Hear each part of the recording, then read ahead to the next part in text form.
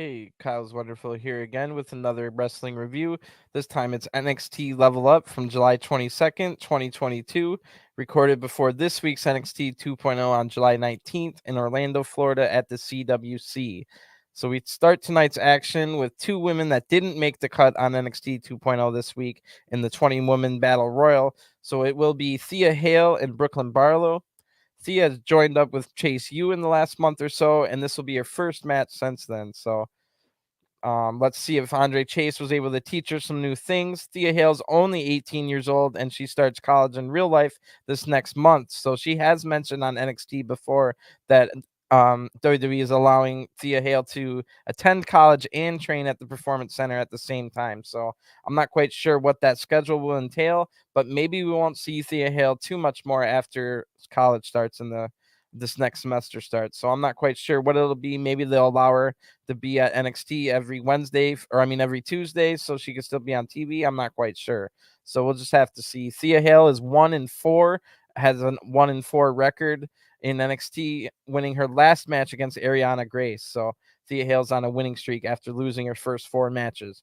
Brooklyn Barlow is going to be her opponent tonight. She's had 3 other matches on NXT Level Up. The first one was back in March, and she has lost all 3 of them. So maybe Brooklyn's having a tough time developing since she's been around since March and only had 3 matches. So this is probably a pretty big match for Brooklyn Barlow to prove to WWE that she should still be on the roster, and hopefully she has a good showing here. So Thea Hale comes out first. A pretty big cheers from the Chase U cheering section in the crowd.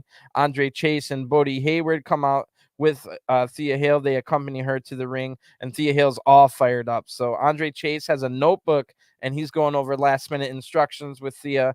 Then Brooklyn Barlow comes out smiling, and she's got pretty good-looking gear. Um, Barlow has a pretty good fighter stance as the match starts. Then they both counter wrist locks and then start a test of strength. But right away, Brooklyn Barlow turns it into a pin. They trade pins, rolling around the ring a couple times now. And then Barlow quickens the pace with hits a big shoulder tackle on Thea. So Barlow has the size advantage in this one. Thea Hale's about to take it, is able to take it back to the mat with a pretty nice headlock takedown. Thea keeps the headlock in, but Barlow uses the ropes to flip out of the headlock and then putting a headlock on Thea now. So pretty good move there. The crowd rallies for Thea Hale, who kicks out of a pin attempt, but Barlow puts the headlock right back on. Um, Andre Chase is now barking orders from ringside. Thea tries to hit a shoulder tackle, but it has no effect. Barlow's much bigger than Thea Hale. So Barlow then slams Thea down for a 2 count and puts an arm bar on. So Barlow's able to grab the leg, or tries to grab the leg as well, but Thea's able to block this with an elbow strike. The crowd rallies now even louder for Thea Hale to get out of the hold, but Thea just gets to her feet and lifts Barlow up to her shoulders. Thea then turns this into a big slam. That move looked great. Thea Hale looking really good in this match. She doesn't have a ton of experience, but she did have a few matches around the Pittsburgh area in the Independents before this. I think her name, Thea Hale's name on the Independents, was Nikita Knight. So if you want to try and look up what she did beforehand, it would be under the name Nikita Knight. But anyway, Thea then quickens the pace now and hits a nice looking flipping neck breaker. A good move after good move by Thea Hale here. Then a standing moonsault right after that. Barlow's in trouble.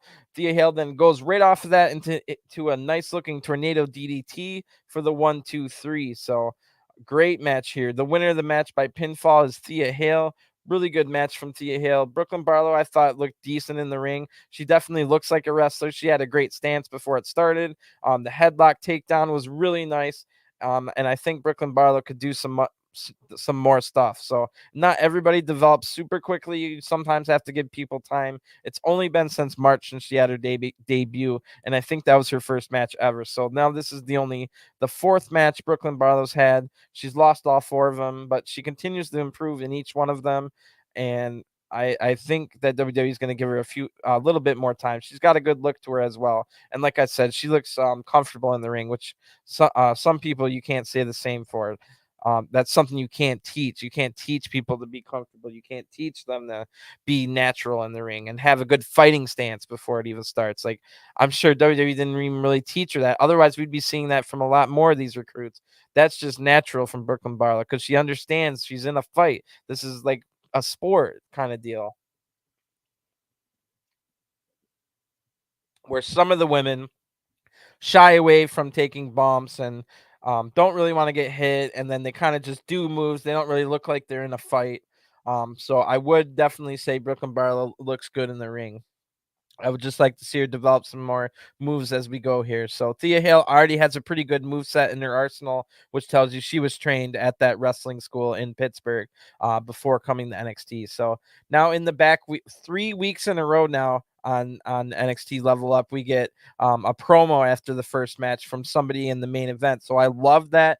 I don't know why NXT Level Up didn't have that from every single episode. I think they did it in like the first 1, 2, or 3, but then they stopped doing promo segments. The reason this is so important is because here Hank Walker is going to talk, and Hank Walker's in the main event against um,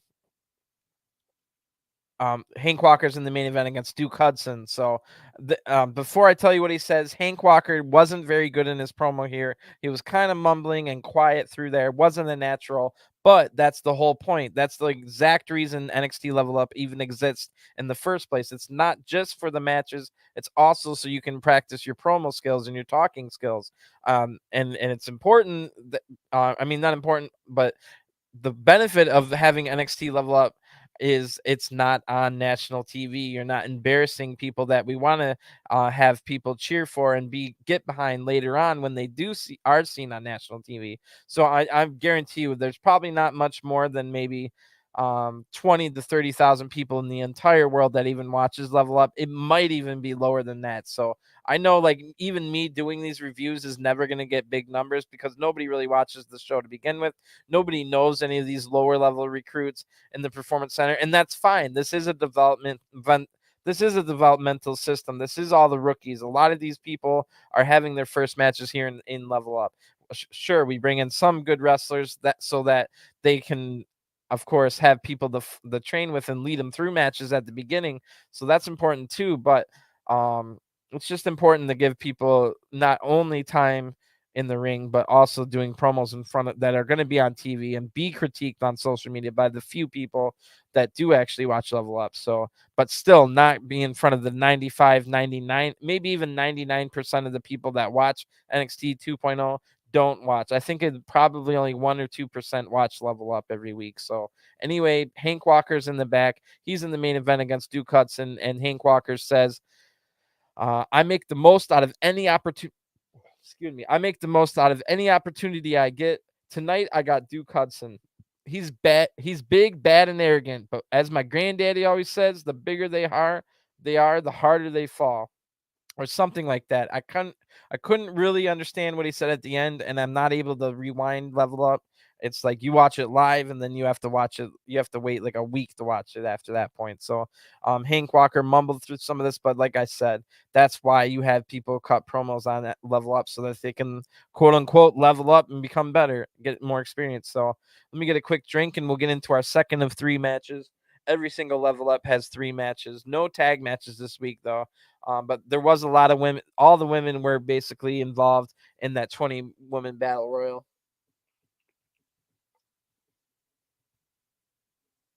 on NXT 2.0 this last weekend. I mean, this last week on Tuesday. So, anyway, the second match tonight will be Feng versus Bryson Montana. So Feng returned after a 5-month absent last night, but we haven't seen Feng in about 6 weeks since that time. So Feng has been signed with NXT almost a year now and has never won a match yet. He's 0-8 record overall. Hopefully Feng can continue to develop. He's a pretty big guy. Got good size. He's got a cool look. He's from China. He's got a martial arts background. So hopefully he can continue to improve. Um, Bryson Montana debuted about 3 months ago and has a record of 0-4. Bryson had some new gear. The last time he saw him, he looked like he had a Hitman type outfit. So Bryson has also formed a tag team with Damaris Griffin, another new recruit, and they formed a tag team recently. But Bryson Montana will be back in singles action here tonight. So unless there's a draw, there's going to be one of these men is going to get their first ever win on NXT. So pretty good stuff. Big match here for both men. Feng versus Bryson Montana. Feng comes out first, and the announcers tell us the reason Feng was missing for so long is that Feng was training with martial arts masters from around the world. So I hope that's true, but I doubt it. It's probably just who knows why he was gone, but I hope that's true. So Bryson Montana then comes out, and yeah, he's got his new Hitman outfit on. It's a suit coat with no shirt on underneath with some black leather gloves. And Feng is in a martial arts stance with a cold stare on his look. He looks focused. The bell hasn't even rang yet, and Feng's in his martial arts stance. So Bryson doesn't back down whatsoever and just goes for the attack. Bryson Montana has the size advantage in this one. Feng might have the reach advantage though, and we'll see who has the agility and quickness advantage. So the crowd rallies behind Bryson after he gets put in a headlock at the start by Feng. Bryson uses his power advantage to get out of this, but Feng comes back with a nice looking shoulder tackle. This actually knocks the larger Montana down. Feng then hits a nice looking martial arts kick, but Bryson fights back and hits a nice big lariat. Bryson then goes on the attack, but Feng's now fighting back. Bryson overpowers Feng again and charges into the corner. Bryson then hits a backbreaker side slam combo. That looks really smooth, fluid on that backbreaker, right into a side slam. Nice stuff by Bryson Montana, who I don't think had any experience before joining WWE. So he's only had like 4 matches. I think this is his 5th match. So Feng now hits another nice kick, and Bryson Montana hits a great looking Michinoku driver. So that one caught me by surprise. I did not know Bryson Montana had the Michinoku driver in his moveset. That was pretty cool to see. So Bryson then puts a chin lock on, but Feng's able to strike his way out of it. Then hits some more some kicks and a big body punch from on the ground. That looked pretty cool. So Bryson then blocks a kick and hits a great looking sit down spine buster for the 1-2-3. So really cool here. The winner of the match by pinfall is Bryson Montana.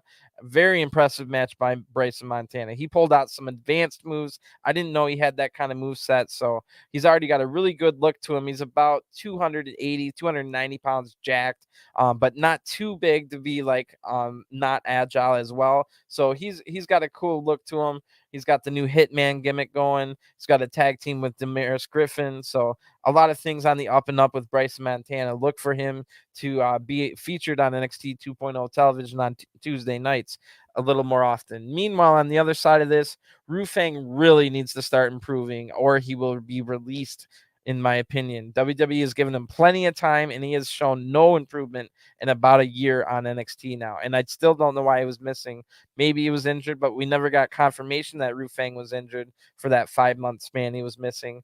And now Feng's come back. He's had 2 matches since returning. Neither have looked very good. Just some kicks and a couple headlocks and stuff like that. That shoulder tackle was all right, but those are such beginner's moves, you know what I'm saying? So Feng really needs to start developing, or he's in danger of getting released for sure. But on the other guy in this match, Bryson Montana looked great. So I think it was only his 4th match of his entire career. So it's time for the main event. It's a hoss battle. 2 big guys here. Duke Hudson versus Hank Walker. So Duke comes in with a massive experience advantage over Hank Walker. Duke's been with NXT since 2019 and was wrestling in his native Australia before that. So Duke was only at house shows, but was at many of them back in 2019 on NXT. So Duke can't seem to get any wins on Tuesday on NXT, but Duke Hudson has a lot better luck on Level Up. So Duke might also be on the fringe of getting released. He hasn't shown a ton of improvement. For what he is, he's pretty good, but he's kind of average to just above average and hasn't shown much sign of improving. Maybe it's a lack of Duke Hudson getting chances, but it's also like maybe he's not getting the chances because he's not improving kind of thing. So I do like Duke Hudson. I hope he gets a chance. He does remind me of Wade Barrett, and Wade Barrett puts him over every week because Wade Barrett also sees similarities between himself and Duke Hudson. anyway, Hank Walker, which is Duke Hudson's opponent tonight, definitely impressed in his debut on Level Up 3 weeks ago. The crowd was loving him. Hank Walker lost to Channing Stacks Lorenzo, but looked good in that loss. Hank's a big guy, former NFL offensive lineman, and Hank Walker was out there showing great agility last time for his size. So he definitely looks like a world-class athlete. So I'm looking forward to see if Hank can show his agility here again against Duke Hudson. Duke comes out first. He's got really great music. We never get to hear it enough, but he's got good music. But the crowd absolutely hates Duke Hudson. So Hank Walker comes out next. The crowd likes Hank's and chants Hank's name. So we got two big guys locking up at the start here. It gets over to the corner for the referee to break it, but no clean break from Duke Hudson. But Hank Walker just quickly pushes Duke away, not backing down at all. So they lock up again, and now Duke uses the experience of Duke to grab the belt of Hank and throw Hank like out of the ring. So Hank is wearing jeans and a button-down shirt, so people can and will use that choice of wrestling gear to take advantage of situations, just like we saw here. Duke Hudson using the belt to take control. Now, after that, Hank uses his power to lift right out of the headlock that Duke had. Duke escapes any damage, but Hank then hits a side slam that looks pretty devastating. But Duke easily dodges a shoulder drop. I'm a standing elbow drop by Hank Walker right after that. Duke just baited him in, basically waiting for him to do it. Duke then gets up and hits a shoulder thrust into the gut in the corner, and Duke paintbrushes the back of Hank Walker's head. Just this fires up Hank Walker, but Duke Hudson's able to counter right away with a nice looking reverse DDT.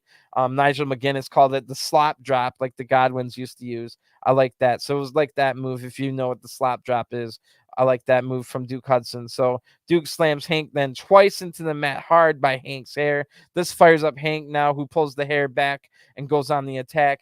Hank hits a really big running forearm, then whips his shirt off, pulls Duke up from the mat by his arm into a big slam here by Hank Walker. That only gets a 2 count. It looked really good, though. I like how he lifted him up from the mat. I mean, of course, it wasn't a deadlift. Duke had to like kind of jump up with him, but it still looked pretty cool. Then Duke hits a throat thrust. This turns the momentum around, and Duke is able to run off the ropes with a big boot to the face, kind of like a mafia kick for the 1-2-3. So the winner of the match by pinfall is Duke Hudson. I wouldn't call this a good match. It was just okay. And that kind of sums up Duke Hudson. He's just okay. He needs to find the next step. Like, why is Duke Hudson winning with a big running boot? He should be strong enough to have like a cool move. I wouldn't mind seeing Duke Hudson with like maybe a variation of the end of days. I've seen this guy do a pump handle into the end of days that looked really cool. It would be a variation on it, wouldn't completely be stealing Corbin's move if Duke Hudson could do that. But Hank Walker, we did not get to see quite as many agility spots this time. Maybe WWE told him cut down on the agility spots until you develop some of the more basic stuff. I don't know what the reason was. Maybe it was because Duke Hudson wasn't able to be a good dancing partner for the agility spots. I have no idea, but kind of just an average match in the second one. And then that Bryson Montana definitely impressed in the second match. I did not expect to see Bryson Montana pulling out like Michinoku drivers, and then that finisher was a sit down spine buster, almost like a low down spine buster combo. It looked really good. It was kind of like a Farouk style or Ron Simmons style spine buster, but with a pin right into a pin. So that was pretty cool. And I really liked my main match of the night by far was Thea Hale versus Brooklyn Barlow. They looked like they were having a fight. They looked like a good match. Thea Hale was also pulling off some really cool moves I didn't know she had in her arsenal, especially for only an 18-year-old. So overall, pretty good show here on Level Up. And I haven't mentioned it until now, but July 22nd, 2022 is when this Level Up happened. And on this date, Vince McMahon has announced that he has retired from WWE. So in my humble opinion, this can only be a good thing for the product. WWE in general has not been good. Maybe Triple H will be back in power. Triple H was announced even earlier today, before Vince retired as from the WWE. It was announced that Triple H did get his old job back as executive vice president of talent relations. So no word as in if Triple H is taking over NXT. Maybe Triple H is taking over all of WWE alongside Stephanie. We're not quite sure, but we might see some changes in NXT going forward. We might start seeing some signings like we saw in the past, like when Finn Balor and Kevin Owens and Samoa Joe and all those kind of people were coming into NXT. So I wouldn't be surprised if we start seeing that before the end of 2022. Who knows what to expect? Maybe even Vince just said he retired and is still going to pull the strings behind the curtain for the next 20 years before he dies or something like that. We don't know what's going to happen. We don't know who's going to be in charge. Right now, it's been Shawn Michaels in charge of NXT, so I'm sure Shawn Michaels won't be removed since Triple H is great friends with Shawn Michaels. So even if Triple H does come back, or if he takes over WWE, he would probably leave NXT in Shawn Michaels' hands. So I'm not quite sure what to expect, but there's a lot of big news, a lot of things coming up for NXT. We got a lot of youngsters, a lot of people in the ages of 18 to 22 that are developing down here in NXT. We don't really need them to be stars in the next few years. It's all about developing them for then when people do get injured and retire, you have like a Rey Mysterio and Randy Orton and those kind of people retire in the next 3 years, maybe even 4 years, and then you can start bringing all these people like a Thea Hale will be 22 at that point, finished with college, probably even way better than she is now, going alongside like a Roxanne Perez. And then on the men's side, you got your Carmelo Hayes and all kinds of other guys that are developing nicely. So it's a lot to look forward to. My favorite part about Level Up is watching people have their first matches ever and watching them get better from match 1, the 2, the 10, the 100. Maybe I get to watch them have 1,000 matches in a 20-year career. You never know what happens. Some of these guys, like I fear for Feng right now. Feng has not shown any improvements in an entire year at NXT. So not everybody makes it, but that's how it goes. Like not everybody has it. And it's hopefully with like everything changing in the structure of WWE, it's not people are going to be given a fair chance now. So that's all we can hope for, and hope that everybody develops. Like a Hank Walker, for example, coming from the NFL, looks like a great athlete, doesn't have any experience, the kind of guy that people like to boo, especially if they're like ROH fans and AEW fans, like, oh, this football player, what is he doing here? But you never know. Like some of the greatest people ever, like Stone Cold Steve Austin, for example, is a former football player. The Rock is a former football player. So you never know, like where these people are going to become stars, who the next like great person's going to be. So that's exactly why I watch Level Up, and I try to cover it to get awareness. So even if people don't watch Level Up, they can kind of be aware of what's happening. But absolutely love watching people have their first match. It's totally rough, but you get to watch them from beginning to end. So yeah, maybe their career ends in 3 months, maybe their career ends in 2 years, or maybe they become a legend and I got to watch them from beginning to end for 20 years. So I'm going to get going. I'll be back later tonight with Rampage review as well as G1 Climax review from New Japan Pro Wrestling live when that ends. So I've got a long night ahead of me. I probably won't be sleeping for the next 9 hours. So I got a lot ahead of me. Thanks for tuning in, guys. Give me a subscribe so you don't miss out on any of these reviews. I'm just reviewing everything, man. Just going through it all. So a lot going on. I'm sure there's been more news breaking from WWE since I've been podcasting in the last 2 hours. So check out my SmackDown review. I just posted that. I just finished that before this review. So thanks again for tuning in, and you guys have a great weekend. I'll talk to you again soon. Peace.